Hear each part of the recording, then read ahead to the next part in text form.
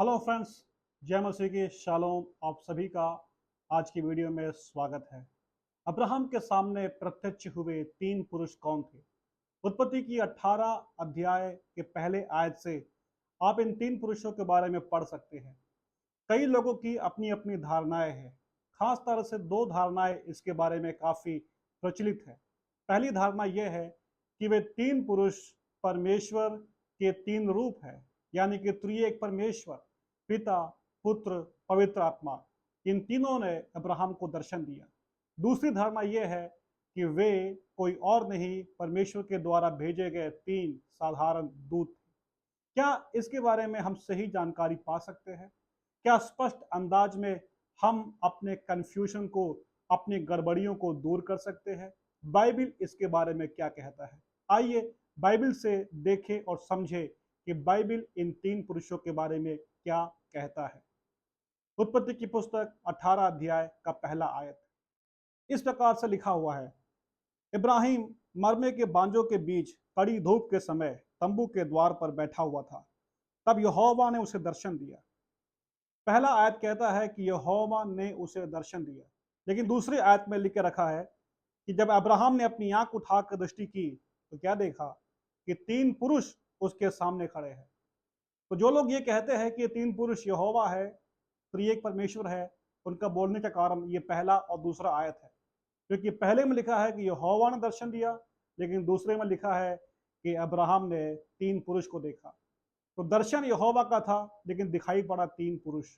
इसलिए हो ना हो वे तीन और कोई नहीं, त्रिएक परमेश्वर है, पिता, पुत्र, पवित्र आत्मा है, ऐसा बोलते हैं। लेकिन मुझे आज आपसे कहना है कि ऐसा नहीं है, वो व्याख्या गलत है।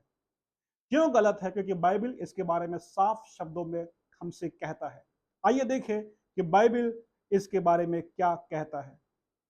इन तीनों पुरुषों को अब्राहम ने भोजन खिलाया, और जब वो भोजन खा रहे थे तब 9 आयत में हम इस प्रकार से देखते हैं कि इन तीन पुरुषों ने अब्राहम से पूछा, तेरी पत्नी सारा कहां पर है? तीन पुरुषों ने पूछा, इसीलिए यहां पर लिखा है उन्होंने उससे पूछा। आप ध्यान दीजिएगा, बहुवचन शब्द यहां पर इस्तेमाल किया गया है, उन्होंने, एक से ज्यादा है, उन्होंने। तो तीनों पुरुष इन्वॉल्व है इस सवाल में कि अब्राहम तेरी पत्नी कहां पर है। और 9 आयत में आप देखोगे तो ये बहुवचन में से एक वचन की ओर वार्तालाप शिफ्ट होता है। और अभी यहां पर तीन लोग नहीं, बल्कि उसमें से एक पूछता है। और जब एक कहता है तो इस प्रकार से 10वें आयत में लिखकर रखा है, उसने कहा। अब तीनों लोग नहीं कह रहे हैं, 9 आयत में उन्होंने पूछा ऐसा लिखा है, लेकिन 10वें आयत में लिखकर रखा है उसने कहा। अब ये जो उसने है वो एक वचन है, एक वचन। ही सेड, उसने कहा मैं वसंत ऋतु में निश्चय तेरे पास फिर आऊंगा, और तब तेरी पत्नी सारा के एक पुत्र उत्पन्न होगा। और सारा तंबू के द्वार पर जो इब्राहिम के पीछे था सुन रही थी, और सारा को हंसी आ गई। जब सारा को हंसी आई तो उसके पश्चात में 13वें आयत में यहां लिखा है, यहोवा ने इब्राहिम से कहा। ध्यान दीजिए, यहोवा ने इब्राहिम से कहा। सारा यह कहकर क्यों हंसी कि क्या मेरे जो ऐसी बुढ़िया हो गई हूं, सचमुच एक पुत्र उत्पन्न होगा? यहोवा ने जब कहा था अब्राहम से कि मैं वसंत में आऊंगा और तेरी पत्नी की एक पुत्र होगा, तब सारा उसको सुनकर हंसने लगी। और यही बात परमेश्वर को नहीं भाई, और परमेश्वर पूछता है अब्राहम से, सारा क्यों हंसी? तो जिसने सवाल किया था, जिसने पूछा था कि पत्नी सारा कहां पर है, वो तीनों थे। लेकिन जो ये कहता है कि जब मैं आऊंगा, एक वचन, जब मैं आऊंगा तब सारा के एक पुत्र होगा, वो कोई और नहीं, वो परमेश्वर यहोवा है। तो बाइबल यहां पर एक बात साफ कह रहा है कि तीन पुरुष में से एक यहोवा परमेश्वर है जो अब्राहम से बात कर रहा है। अब देखिए 16 आयत में लिख के रखा है, फिर वे पुरुष वहां से चलकर सदोम की ओर ताकने लगे, और इब्राहिम उन्हें विदा करने के लिए उनके संग संग चला। इब्राहिम इन तीन पुरुषों के साथ चलता है उन्हें विदा करने के लिए। लेकिन 17 आयत में यहोवा सोचता है कि ये जो मैं करता हूं, क्या करने आए हैं यहां पर? सदोम गमोरा को नाश करने आए हैं। तो सदोम और अमोरा के नाश होने के बाद क्या मैं अपने दास इब्राहिम को नहीं बताऊं? ऐसा यहोवा सोचते हैं। 21 आयत में लिखा हुआ है, इसलिए मैं उतर कर देखूंगा। अब मैं उतर कर देखूंगा, इसका मतलब यहां पर यह है कि जो यहोवा था वो कहता है अब्राहम से कि मैं उतर कर देखूंगा। साथ में दो दूत और हैं, ये भी आप यहां ध्यान रखिएगा। लेकिन थोड़ी देर के पश्चात में 22वें आयत में हम देखते हैं कि वे पुरुष वहां से मुड़ के सदोम की ओर जाने लगे और इब्राहिम यहोवा के आगे खड़ा रह गया। तो 3 पुरुष में से 2 पुरुष सदोम की ओर चले गए, लेकिन जो उसमें से यहोवा था उसके सामने अब्राहम खड़ा रह गया प्रार्थना करने के लिए। और यहोवा के सामने अब्राहम ने कंडीशन रखा कि प्रभु, अगर उस नगर में 50 लोग हो तो क्या आप नाश करोगे?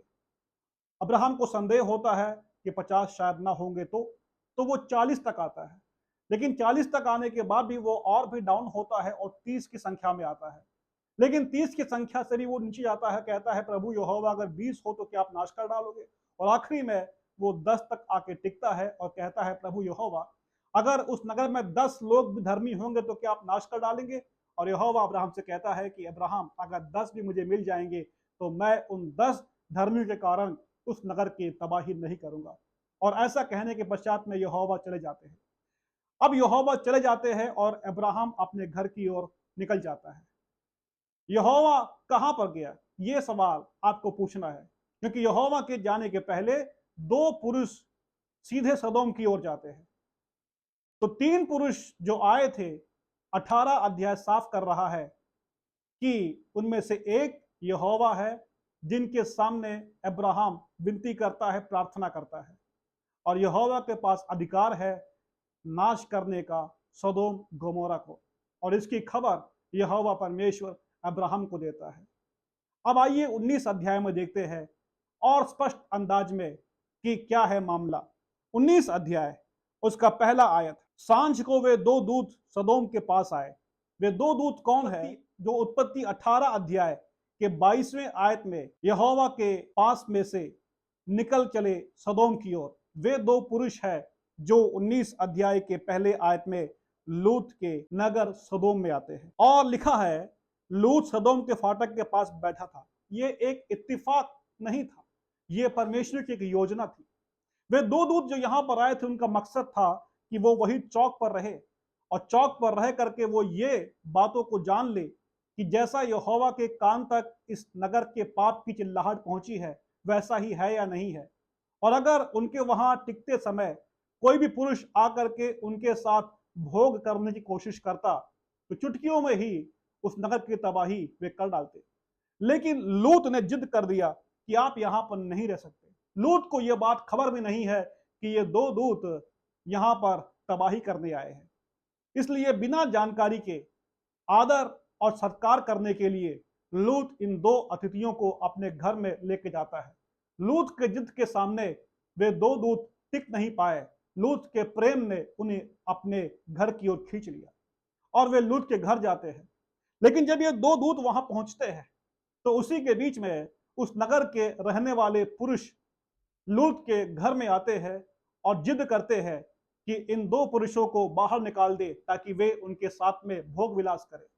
ये भोग विलास कुछ और नहीं है मेरे प्रियो, ये स्वयं होमोसेक्सुअलिटी के अंदर घुसना है।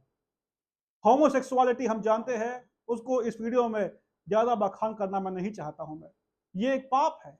आज की सरकार भले ही इस बात का लाइसेंस देती हो कि होमोसेक्सुअलिटी गलत नहीं है, समलैंगिक शादी हो सकती है, लेकिन बाइबल के अंदाज में ये गलत है, ये पाप है और उसका परिणाम परमेश्वर का न्याय है। यहां पर साफ लिख के रखा हुआ है। इन 2 दूतों के साथ में भोग विलास करने के लिए नगर के पुरुष आते हैं और काफी बवाल करते हैं।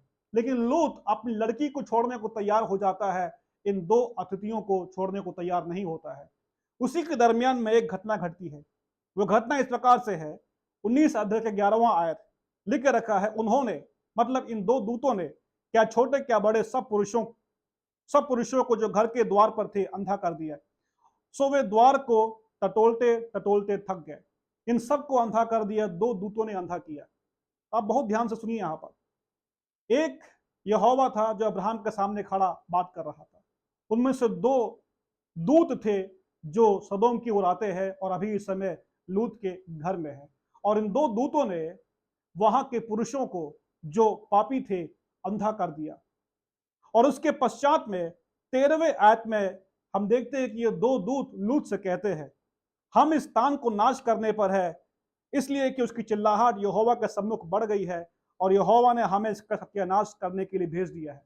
यहोवा ने हमें भेजा है, तो ये यहोवा नहीं है, यहोवा के द्वारा भेजे गए हैं ये दो दूत है जो नगर का सत्यानाश करने के लिए आते हैं। लेकिन 16वां आयत पढ़ेंगे, वहां लिखा है कि लूत जो है विलंब करता है।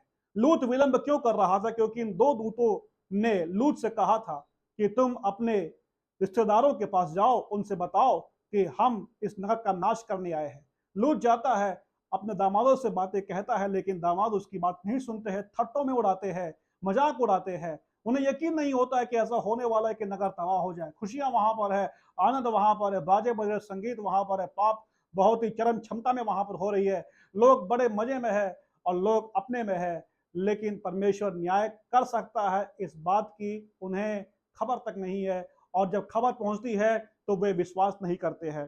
देखिए, लूत बड़ा घबराया हुआ है, लूत को अपनों की फिक्र है, लेकिन लूत की फिक्र यहाँ पर दो दूतों का है।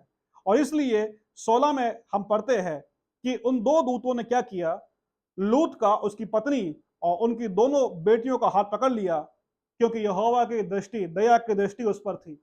अब यहोवा की दृष्टि लूत के ऊपर होने के कारण उन दो दूतों ने लूत को, उसकी पत्नी को, उनकी दो बेटियों को हाथ पकड़ा और नगर के बाहर कर दिया, यहोवा की दृष्टि के कारण, दया की दृष्टि के कारण।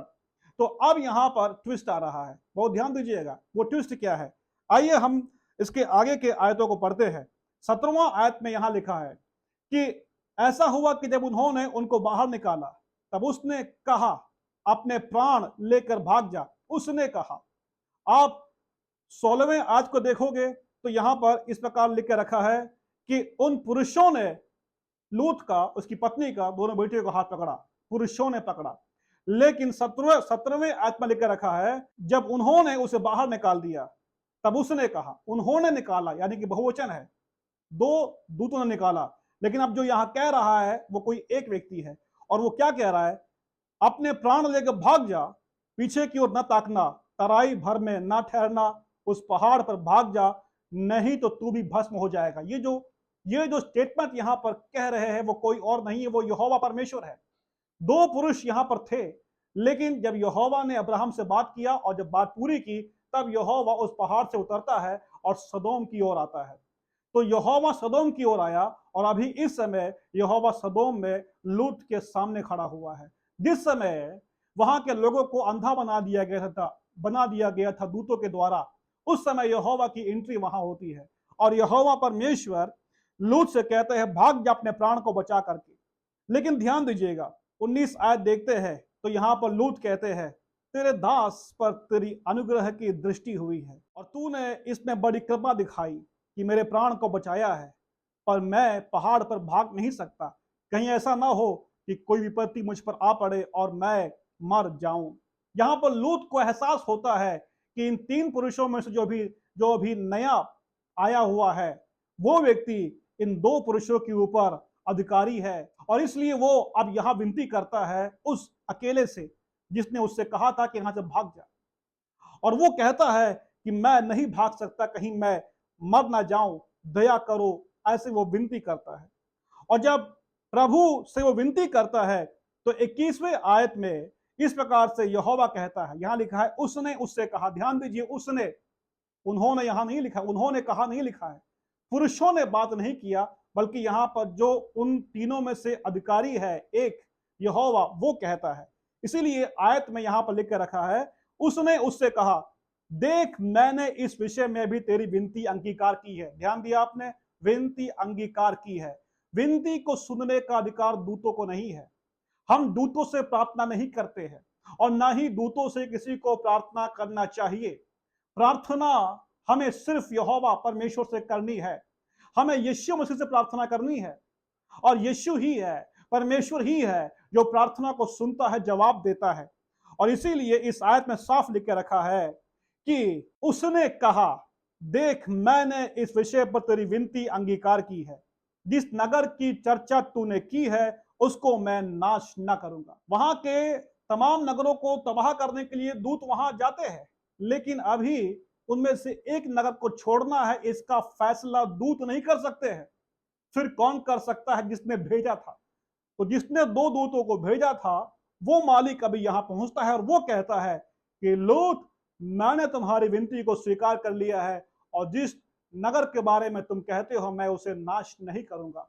बिल्कुल साफ यहां पर है मेरे प्रियो कि तीन पुरुष में से दो साधारण दूत है और एक जो है वो यहोवा है। अब माजरे को थोड़ा और स्पष्ट भाषा में मैं आपको यहां बोलना चाहूंगा।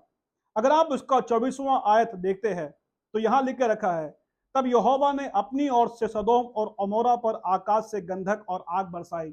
यह अनुवाद उतना स्पष्ट नहीं है, इसलिए इसका अंग्रेजी अनुवाद अगर आप देखते हैं तो अंग्रेजी में किंग जेम्स वर्शन में लिख के रखा है, then the Lord rained upon Sodom and upon Gomorrah brimstone and fire from the Lord out of haven.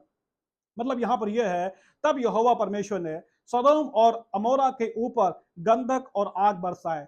कहां से बरसाए? यहां लिखा है from the Lord out of haven, from the Lord out of haven.